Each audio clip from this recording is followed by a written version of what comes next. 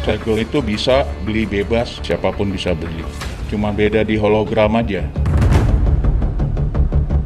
Soalnya permainan sih dia juga ada degengannya. Disparitas harganya terlalu jauh. Akhirnya ini menjadi kesempatan untuk mendapatkan margin yang sangat tinggi dengan cara mengoplos.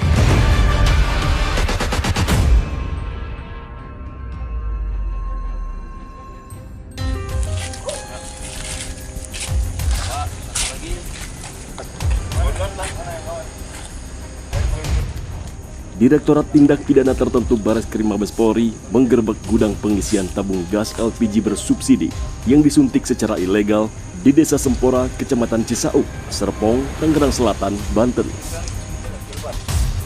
Saat digerebek, petugas Ditipiter Mabes Polri menemukan 1.501 tabung gas berukuran 3 kg, sedang disuntikan ke tabung gas 5 kg dan tabung gas 12 kg. Dengan menggunakan alat sederhana tanpa memperhatikan keselamatan, satu persatu isi tabung gas bersubsidi 3 kg dari pemerintah dipindahkan ke dalam tabung gas non-subsidi berukuran 5 kg dan 12 kg. Saat digerebek di lokasi penyuntikan gas oplosan ini masih terdengar suara desis puluhan tabung gas yang menandakan sedang dalam proses pemindahan isi tabung. Dengan menggunakan ini masih ada yang nyala, hati-hati jangan ada yang ngerokok. Di gudang penyuntikan gas oplosan ilegal ini juga ditemukan lokasi yang cukup gelap tanpa adanya penerangan lampu sama sekali. Rupanya para pelaku sengaja tidak menyediakan penerangan, tujuannya untuk menghindari kecurigaan warga setempat. Saat petugas masuk ke dalam, ditemukan 4 mobil bak terbuka dan 2 truk yang disembunyikan. Direktorat Tindak Pidana Tertentu Mabes Polri kemudian memasang garis polisi di gudang penyuntikan gas oplosan ilegal ini. Dari hasil penggerebekan malam itu, disita tabung gas 3 kg sebanyak 1.501 tabung, tabung gas 12 kg sebanyak 370 tabung, tabung gas 50 kg sebanyak 29 tabung, selang regulator 115 buah, timbangan elektrik sebanyak 4 buah, dan pipa palet sebanyak 55 buah.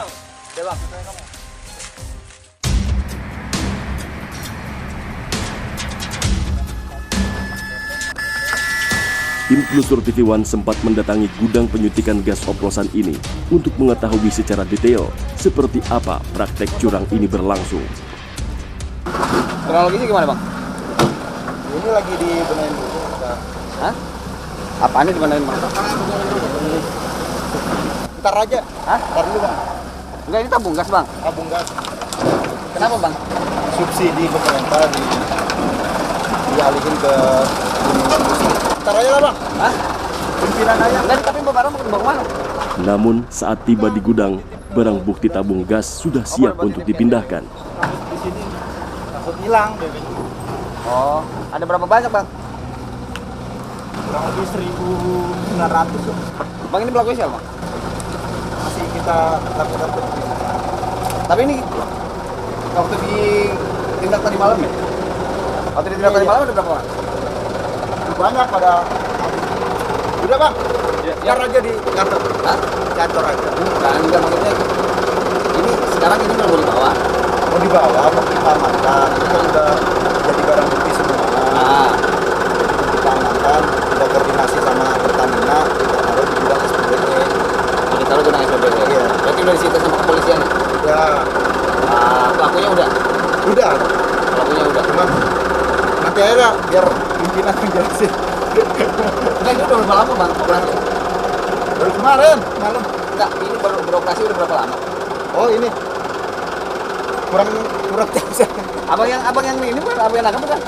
Iya, saya. Cuma nanti aja lah. Hah? Penjelasan nanti aja. Iya.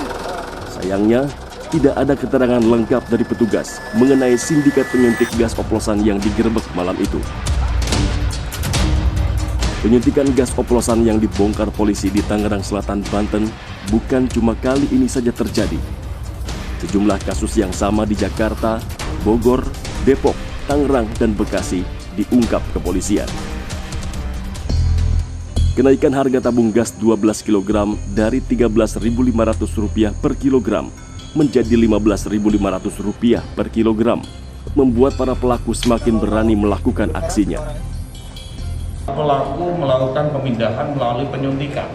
Jadi isi tabung gas LPG yang subsidi yang 3 kilo warna hijau tersebut ini dipindahkan dengan cara disuntikkan ke gas LPG non subsidi yang dengan ukuran 12 kilo dan 50 kilo. Dengan menggunakan selang regulator yang selanjutnya tabung gas LPG non subsidi tersebut yang ukuran 12 dan 50 kilo dijual dengan harga di bawah standar. Ratusan kasus penyelewengan migas sejak awal tahun 2022 hingga saat ini telah berhasil diungkap kepolisian dari seluruh wilayah di Indonesia.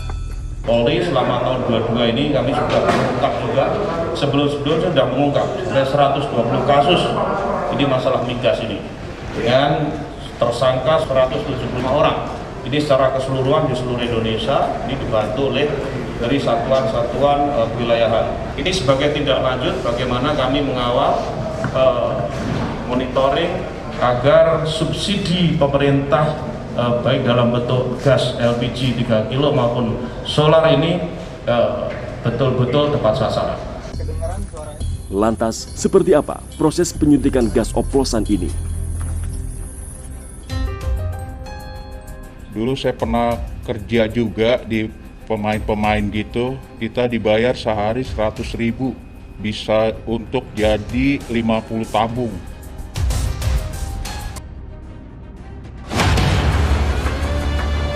Segel itu bisa beli bebas, siapapun bisa beli. Cuma beda di hologram aja. Soalnya permainan sih dia juga ada dekengannya. Disparitas harganya terlalu jauh. Akhirnya ini menjadi kesempatan untuk mendapatkan margin yang sangat tinggi dengan cara mengoplos.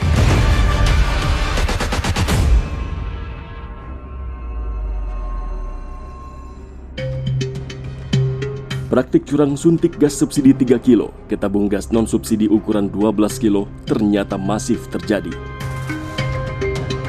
Selain penangkapan di Tangerang, Bekasi, dan Jakarta, di Jawa Tengah, Polres Blora juga berhasil mengungkap praktik oplos gas bersubsidi dengan cara yang sama.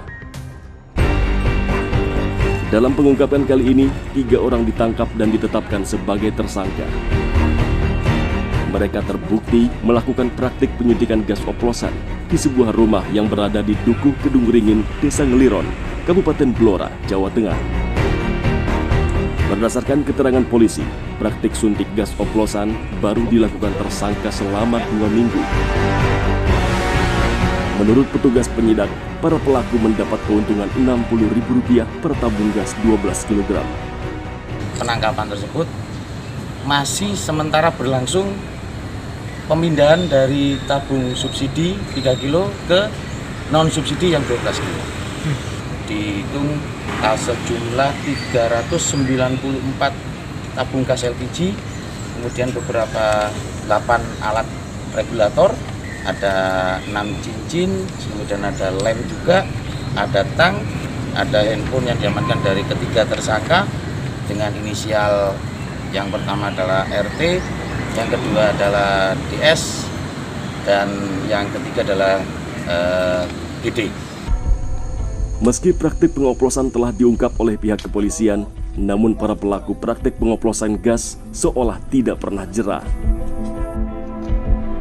Seperti yang dilakukan seorang pria berusia 40 tahun ini.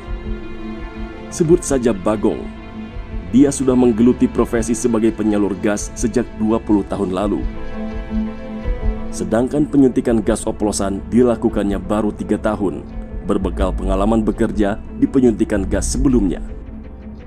Dulu saya pernah kerja juga di pemain-pemain gitu, kita dibayar sehari 100.000, bisa untuk jadi 50 tabung. Itu alatnya canggih kalau itu, nggak perlu nggak terlalu sulit. Dia alatnya dari regulator ke regulator. Karena tergiur keuntungan, Bagong membuat usaha suntik gas oplosan sendiri. Saya udah 20 tahun yang benar, Kalau yang nggak benar baru sekitar 3 tahunan. Saya ambil isian 3 kilo, saya suling ke 12 kilo karena perbandingan harganya jauh dan untungnya juga sangat banyak. Karena banyak juga pemain-pemain besar itu jauh lebih murah dari harga resmi Pertamina. Jadi kita pedagang 10.000, 15.000 tergiur sama cara nyuntik 3 kilo ke 12 kilo. Untuk meyakinkan pembeli, para penipu melengkapi segel yang mirip dengan aslinya. Oh, segel itu bisa beli bebas, dijual bebas, cuma beda di hologram aja. Sangat tipis perbandingan warnanya. Segel Pertamina sama segel kita beli sendiri. Dari bengkel suntik gas oplosan miliknya, Bagong mengaku bisa meraup cuan cukup besar untuk menghidupinya. Satu tabung 40.000. Untungnya? Iya. Bersih itu udah. Jadi satu tabung isi 12 kilo.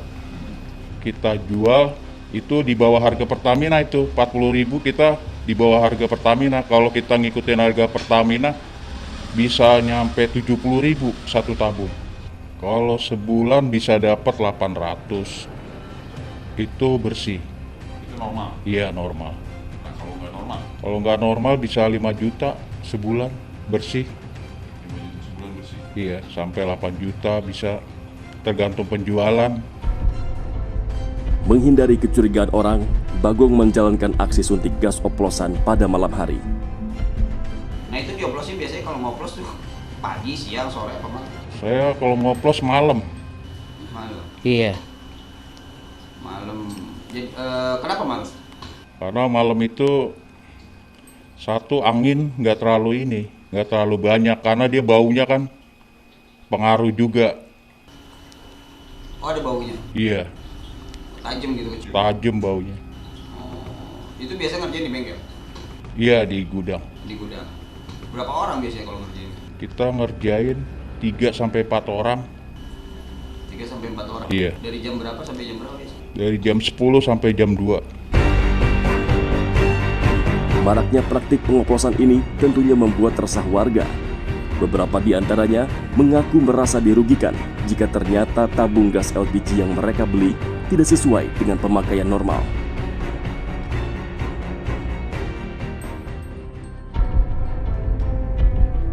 Gimana ya? Soalnya permainan sih dalam apa ya, dia juga ada dekengannya gitu loh. Nggak mungkin nggak ada dekengannya gitu.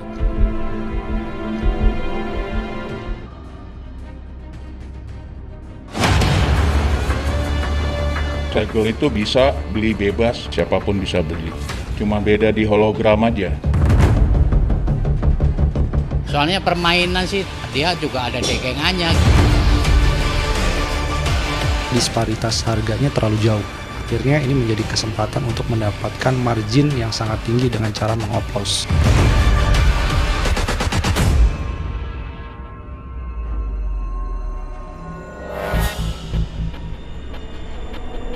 Fenomena gas oplosan yang berhasil diungkap pihak kepolisian tersebut seolah menjadi pertanyaan.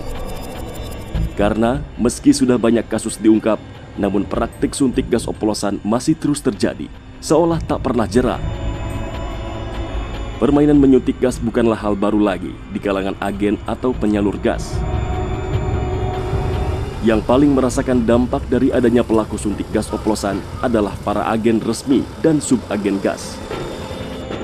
Mereka harus mengelus dada karena para pembeli lebih mudah tergiur harga murah dibanding membeli gas yang sah.